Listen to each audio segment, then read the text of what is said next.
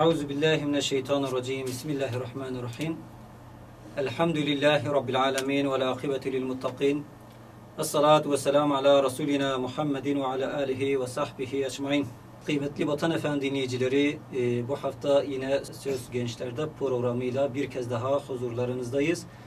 Ve bizleri bir kez daha sizlere kavuşturan Yüce Allah'a binlerce hamd olsun. Efendimiz'e aleyhissalatu vesselama binler salat, binler selam olsun inşallah. Bugün yine inşallah yaklaşık bir saat sizlerle olacağız. Öncelikle değerli konuklarımı takdim edeyim. Hüdapar Gençlik Kolları üyesi Kemal Demir, hoş geldiniz.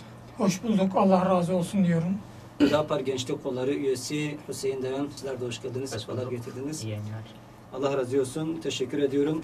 Özellikle pandemi sürecinde eğitimin ne kadar etkilendiği ile alakalı, Türkiye'de eğitim sorunu, bunun gençler üzerinde sorunları, sıkıntıları nelerdir? Kıymetli dinleyicilerimiz, aziz kardeşlerim, öncelikle hepinizi saygıyla, muhabbetle selamlıyorum. Söz Gençler'de programı ile bir kez daha karşınızdayız.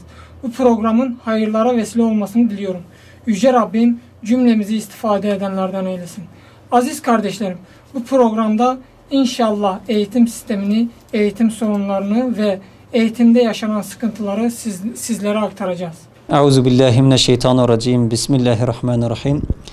Elhamdülillahi Rabbil alemin ve l'akibeti lil muttaqin. Esselatu vesselamu ala Resulina Muhammedin ve ala alihi ve sahbihi ecmain.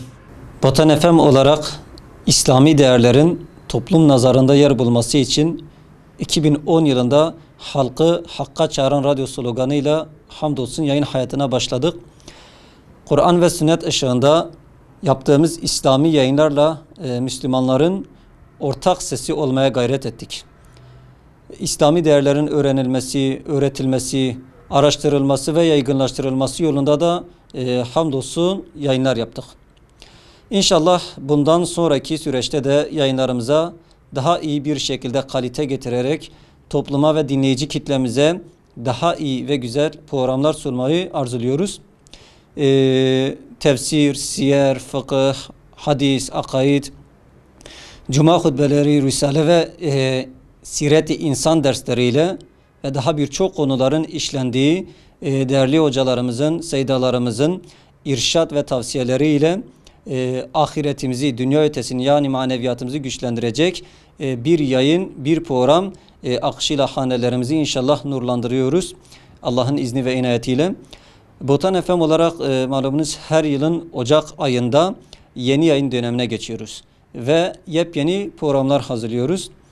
Bununla alakalı olarak da tecrübelerimizden de istifade ederek halkın ve dinleyicilerimizin neler talep ettiğini göz önünde bulundurarak dinleyicimize daha iyi hitap etmek için programlar geliştirerek yayınlarımızı sürdürüyoruz. Kısaca birkaç programlarımızdan bahsetmek istiyorum. Bayanlarımız için Zeynebi Dayakalar canlı yayın olarak yaptığımız bir program. Pazartesi, salı ve çarşamba günleri saat 11.30-1 arası bacılarımızın sunduğu canlı bir program.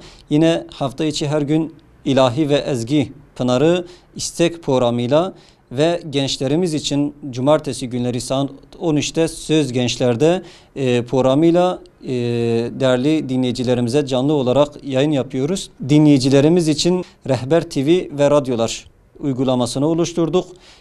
Bunu indirmelerini istiyoruz tabi. Buradan inşallah istek ve paylaşımlarını daha rahat bir şekilde, daha kolay bir şekilde bize ulaştırma imkanı sağlayacağız.